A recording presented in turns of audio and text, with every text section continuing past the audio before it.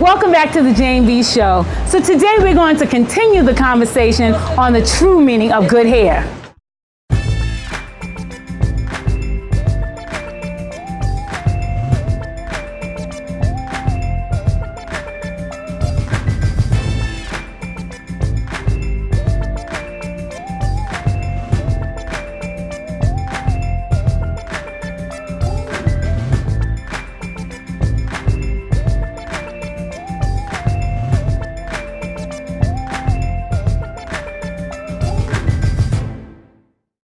Did somebody say good hair? This is Jane B of the Jane B Show, and we are back with part 2 of some dynamic, fabulous sisters that are wearing their natural hair. Hey ladies. How you doing? How you doing? So listen, I want you guys to just introduce yourself and tell me how long you've been wearing your hair natural, and just give me a little story about like your natural hair and how you come to this decision to wear this fabulousness right here. Okay, well, my name is Jennifer.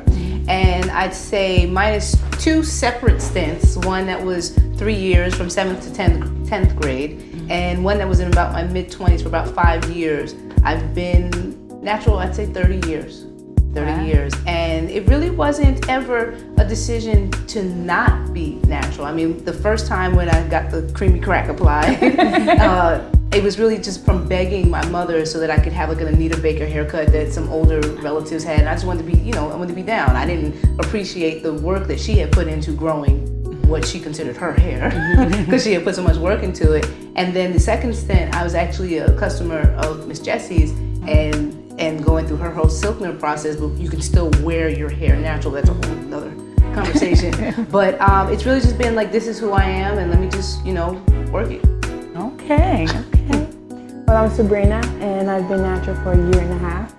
I decided to go natural after my first year in college. I wanted my own identity. I wanted to be different from everybody else. So I did the big chop, which is literally cutting off all your perm hair. So it was just really short.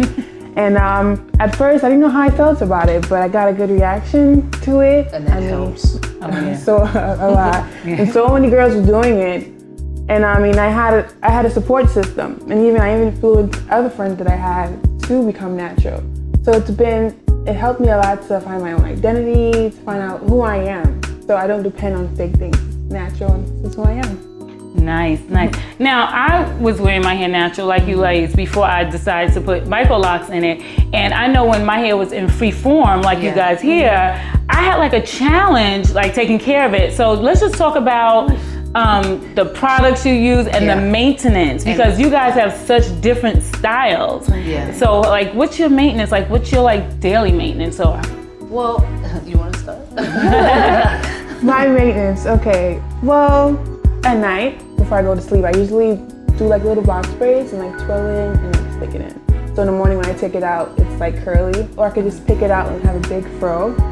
But it depends on the weather, because if it rains, I want to have a shrunken afro. It's just going to be a total different look. So, it does take maintenance. People think, it's natural, it's a free-for-all. It's not hard. It is. Yeah. It really is. That's okay. And I get my hair trimmed every 2 weeks, so it stays in, form. I color it sometimes. So yeah, it is a maintenance. It's big maintenance. And part of that maintenance is going through like Product Junkies Anonymous and trying to figure out which products work best for your hair. Because even at this length, I had my natural hair down to about the middle of my back. And at that point, maintenance was at night, obviously tying it up, but putting it in a bun and getting any loose ends together. And now it's satin pillowcase, but it's been a journey in trying to find which product mix works best, because you have different consistencies. You have puddings, you have creams, you have lotions, you have a thinner type of lotion, you have gel. It's like, what works best for your hair to get the curl, to keep it from being frizzy, and then to rejuvenate it in the morning. Because like you said, it's not just, wake up and I go. It's like, okay, I have like a Gumby, and I need to get her right so I can go out in the world. So. And sometimes there are so many different products, especially now, because there's a trend. It's like, all right, so many companies are coming out with different products, and it's confusing now. Like, what's good for me and what's good for you? So we definitely have to figure that all out. And I think one thing we should think about too is that a lot of mainstream companies are putting on their products for natural, non-relaxed I don't hair. mess with them. Exactly, as opposed to like, and that could just be for money purposes, just because they're catching on the bandwagon. But I know that there are like smaller companies that are more grassroots that really put products together and ingredients together for our natural whose hair. actually looks like ours. And for me, that's important. I want to see who's behind the product and whether or not it works for them. Because Soft Sheen putting together something, Bronner Brothers, like one of the larger companies, it doesn't feel the same to me because you're just trying to tap into a market. Exactly. And you're not really understanding what we have to go through to get the look that we want. Exactly. But now let me ask you a question, because it is so trendy now, and but you still will have those pockets of people that is not so trendy with everybody, the natural hair. What have you found is mainstream's like take on natural hair? As far as acceptance? Yeah, as far as acceptance and the whole, like, or maybe I should change it to say, what do you think is the biggest misconception about women who are wearing their natural hair and just wearing your natural hair in general? That it's easy. Unless because I teach high school and I've seen a lot of girls come back this year with a real close cut. If you do that, that's cool, because you could just wake up and go. But I think a lot of women who are now making that transition may not really understand the effort that it takes to get the form and shape that we have. It's definitely not wake up and go. Well, there is a stereotype that goes with it as well, because being natural, I guess you'd have to be this natural beauty. Automatically people would think that. I mean, I've had some negative aspects of responses to my hair, but I don't dwell in that. Like, some guys don't like it, some guys do. So I mean, as long as you're okay with your hair, it's fine. Like, I don't have an issue with weave or perms. It's not good for me per se. I mean, but as long as you're okay with yourself, with your hair, this isn't an issue at all. True. So let me ask you, ladies, what is, we hear this term, we've heard it since we were little, it's been ingrained in our culture, but I just want to know, what is good hair? What is that?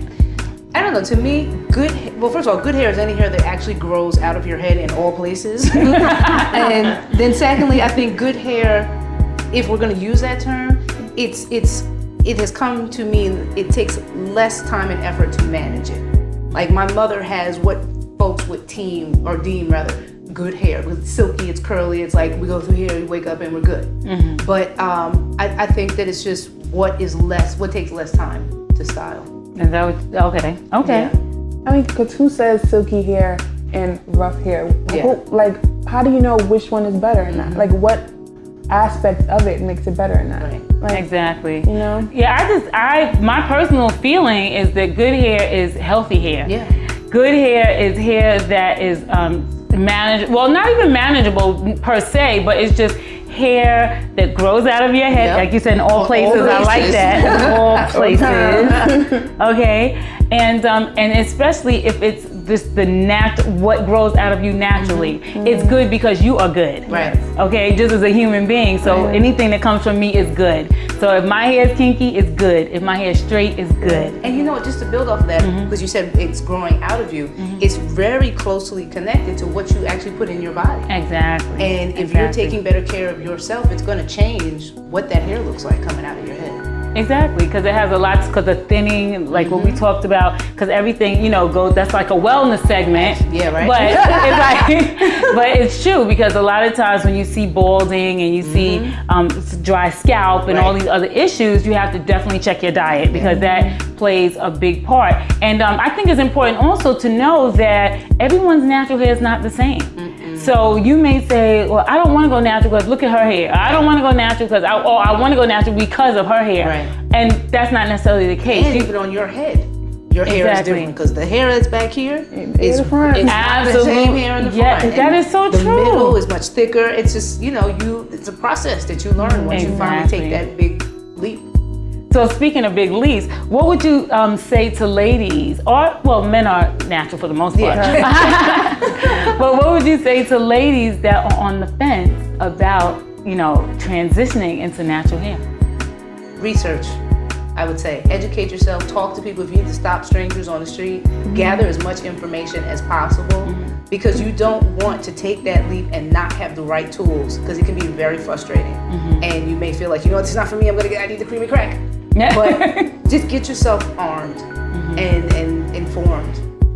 Okay. All I right. mean, ultimately, it's your decision. So after this whole trend or this whole fade changes and everybody decides to go to the perm again or decides to get a weave again, are you gonna follow that trend, or are you doing it for yourself or for what's going on right now?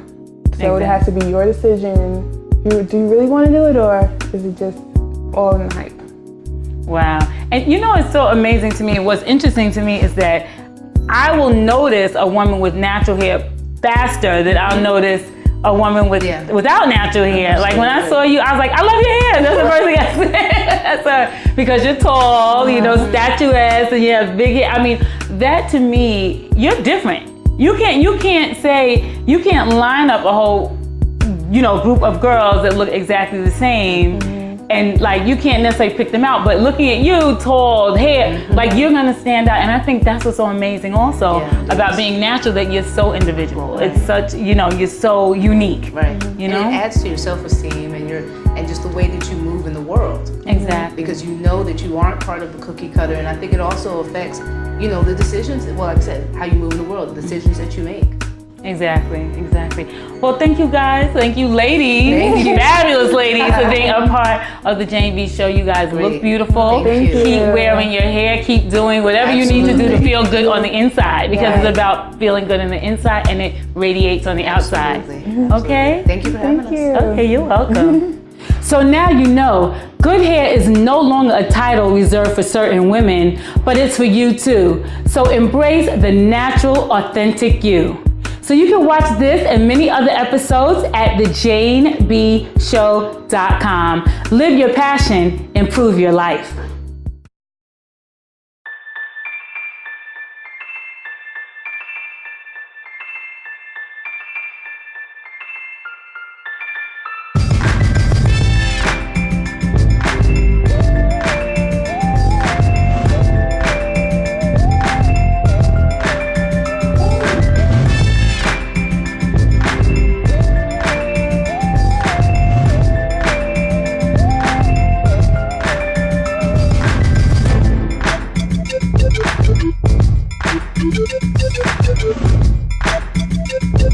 Thank you.